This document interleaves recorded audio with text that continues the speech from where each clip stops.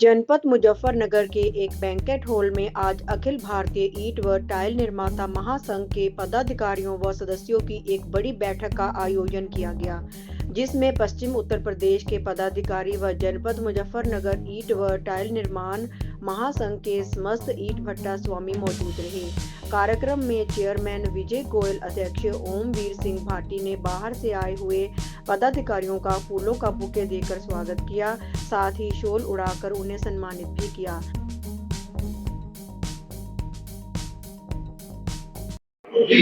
मेरा नाम राकेश डागर, मुजफ्फरनगर ईंट निर्माता समिति का अध्यक्ष।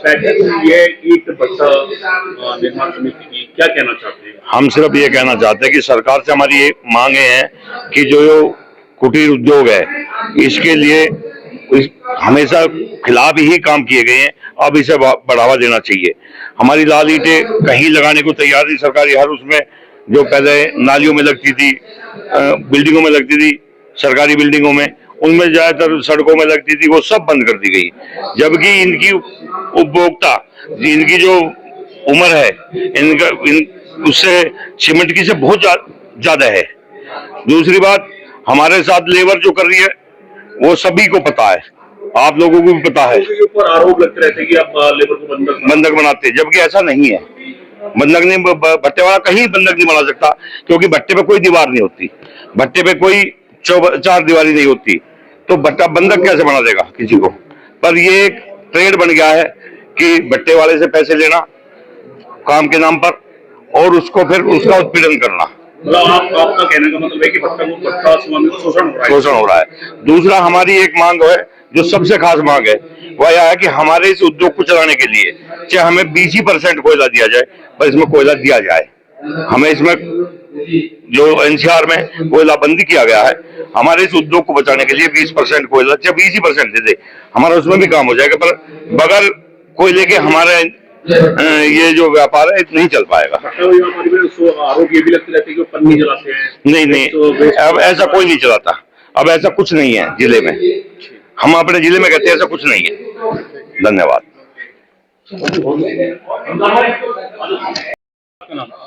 मैं ओमवीर सिंह भाटी, अखिल भारतीय ईंट व टाइल निर्माता महासंघ के अध्यक्ष के रूप में काम देख रहा हूँ। क्या आज बैठक की गई?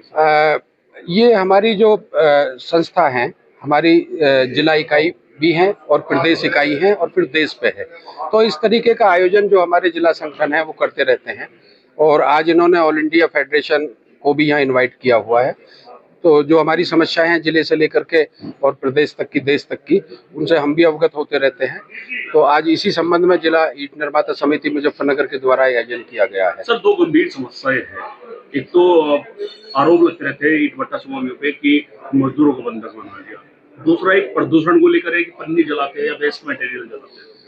मैं आपके संज्ञान में लेके आता हूँ आपके चैनल के माध्यम से कि हमने हमेशा जो सरकार के नोटिफिकेशंस आए हैं प्रदूषण को लेकर के, उनको फॉलो किया है। आप देखेंगे पहले 1996 से मूविंग चिमनी थी, और जब सरकार ने कहा तो बिना किसी वित्तीय सहायता के हमने अपने भट्टों को FCBTK में कन्वर्ट कर लिया और पक्की चिमनी आप आज देख रहे हैं।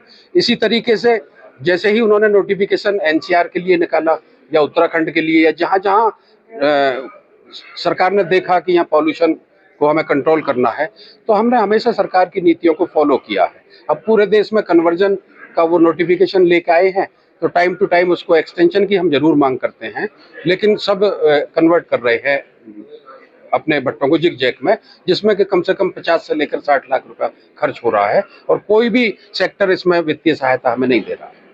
मजदूरों को बंधक लेकर लगातार चर्चाएं रहती है। देखिए, आप देख रहे होंगे कि जो पुराने कानून हैं उस हिसाब से मैं इसे ये मान सकता हूँ कि जो हमारे कानून बने उसमें कुछ ट्रेडिशनल था, जिनको लेते हुए ये उद्योग इस तरीके का रहा है कि जिसमें पेशगी लेकर के, जिसको आप एडवांस कह सकते हैं, लेबर हमेशा काम करती रही है।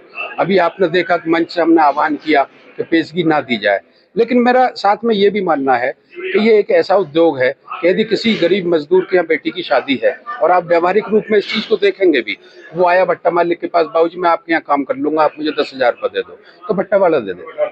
और उसमें एक रैकेट है पूरा जो इसमें काम कर रहा है, उसमें कुछ वकील लोग जुड़े हुए हैं, कुछ NGO जुड़े हुए हैं, और वो प्रार्थना पत्र दे करके और ये समाज है, यहाँ ईमानदार लोग भी हैं, बेईमान लोग भी हैं। मैं जैसे बता रहा हूँ कि मेरे भट्टे पे 20 साल से लगभग वही लेबर आ रही है जो काम कर रही है। तो इसका दुरुपयोग हो रहा है। जैसे आप दहेज अधिनियम का देख रहे हैं, सुप्रीम कोर्ट ने भी वर्डिक्ट किया, तो मैं इसमें ये नहीं मानता कि ये वास्तव में। अच्छा, दूसरा आप देखेंगे बाउंडेड लेबर एक्ट में तो ये भी कहा है कि वहाँ सब डिविजनल लेवल पे डीएम की अध्यक्षता में, और जिसमें पत्रकार बंधु भी हो सकते हैं, समाज सेवी भी हो सकते हैं। लेकिन हो क्या रहा है कि 100 नंबर पर टेलीफोन किया और वो मानते हैं इस चीज को, जो अधिकारी वर्ग है, कि नहीं आप लोगों के इन पे पैसे हैं, ये इस तरीके से हैबिचुअल हो चुके हैं। तो वहाँ जो लॉ है उसको सही से फॉलो नहीं किया जा रहा, इसलिए ज्यादा लग रहा। मैं ये अपील इसमें करूंगा कि एक तो हमारी जो लालीट है, ये भारतीय सभ्यता से और संस्कृति से जुड़ा हुआ उद्योग है, और मेरा ये मानना है कि ऐसा उद्योग है कि जो जहां सरकार जिसको रोजगार नहीं दे पाती उसको भट्टे पे रोजगार मिलता है।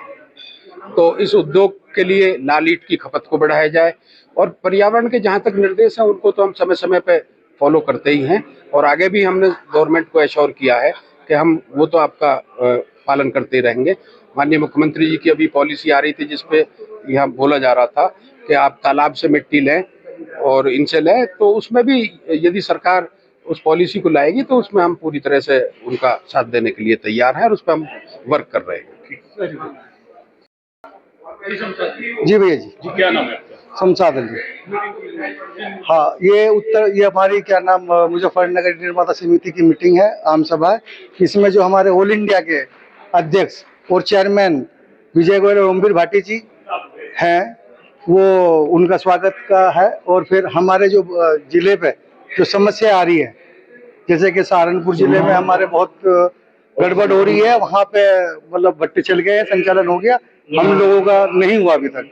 हम एनसीआर की वजह से बड़ी परेशान हैं, और इसमें हम चाहते हैं कि उत्तर भारत 1 फरवरी से ही लागू हो जाए, क्योंकि एनसीआर पे ही सारा दबाव आ जाता है कि भाई प्रदूषण मुजफ्फरनगर कर रहा है या मेरठ कर रहा है, लेकिन हमारा सहारनपुर जो जिला है ये बहुत ज्यादा कर रहा है। और मतलब भाई जैसे कि हमारे हरिद्वार वगैरह है, ये और सारी इनकी जो समस्याएं हैं वो हमारे ऊपर ही एनसीआर की आ जाती है। मेरा नाम केपी सिंह है, पश्चिम उत्तर प्रदेश ईंट निर्माता समिति का अध्यक्ष हूँ, राष्ट्रीय उपाध्यक्ष हूँ और प्रदेश में उपाध्यक्ष हूँ उत्तर प्रदेश में। जो आज की बैठक थी इसमें हमारे 5 मुद्दे थे। पहला मुद्दा ये है कि लाल ईंट की उपयोगिता वो सरकार के द्वारा कम कर दी गई है, उसके स्थान पे इन्होंने जो है आरसीसी की जो है उपयोगिता बढ़ा दी है, जो ईंट उद्योग के लिए एक भारी नुकसान है, लेबर के लिए भारी नुकसान है, राजस्व के लिए भी भारी नुकसान है। दूसरा मुद्दा, हमारी जो लेबर है वो लेबर कोर्ट करके चली जाती है, भट्टे वालों की कोई बात सुनी नहीं जाती और उनको जो है वहां से विदा कर दिया जाता है, उनके चाहे पैसे हो या न हो। ये बात ठीक है कि उनको जबरदस्ती नहीं रोका जा सकता, लेकिन ये बात भी ठीक है कि वो श्रम करने के लिए आए हैं, उनका श्रम अगर मिल रहा है उनको बराबर, तो फिर इस तरह का हरकत उसके पास नहीं होनी चाहिए, क्योंकि उसकी काफी धनराशि उसमें उद्योग में लगी हुई होती है। तीसरा मुद्दा है कि प्रदेश में जो रॉयल्टी है, विनिमय शुल्क जिसको हम लोग कहते हैं, उसमें समानता नहीं है, वो 3 कैटेगरियों में बांटी हुई है। उसमें हम चाहते हैं कि पूरे प्रदेश में और रॉयल्टी में, विनिमय शुल्क में समानता होनी चाहिए। चौथा मुद्दा, सर क्या चाहते हैं, क्या निस्तारण होना चाहिए इस चीज का? पहले मुद्दे तो आपने बता दिया। हाँ, हम चाहते हैं कि सरकार इस ग्रामीण कुटीर उद्योग को बढ़ावा दे, क्योंकि इसमें सबसे ज्यादा श्रमिक लगते हैं। जितनी भारत सरकार मनरेगा के अंदर श्रमिकों को रोजगार नहीं दे पाती, उससे अधिक ये ग्रामीण कुटीर उद्योग, भट्टा उद्योग श्रमिकों को रोजगार देता है। तो ऐसे उद्योग को जो श्रम दान करता है, श्रमिकों को श्रम देता है, कुशल और अकुशल को देता है, ऐसे उद्योग को बढ़ावा देना चाहिए। उसको जितनी सुविधाएं दी जा सकती हैं उतनी सुविधाएं दी जानी चाहिए, उस पर कानूनों का बोझ नहीं लादना चाहिए, उसका सरलीकरण किया जाना चाहिए। प्रॉपर्टी बेचने और खरीदने के लिए संपर्क करें फेयर डील प्रॉपर्टीज।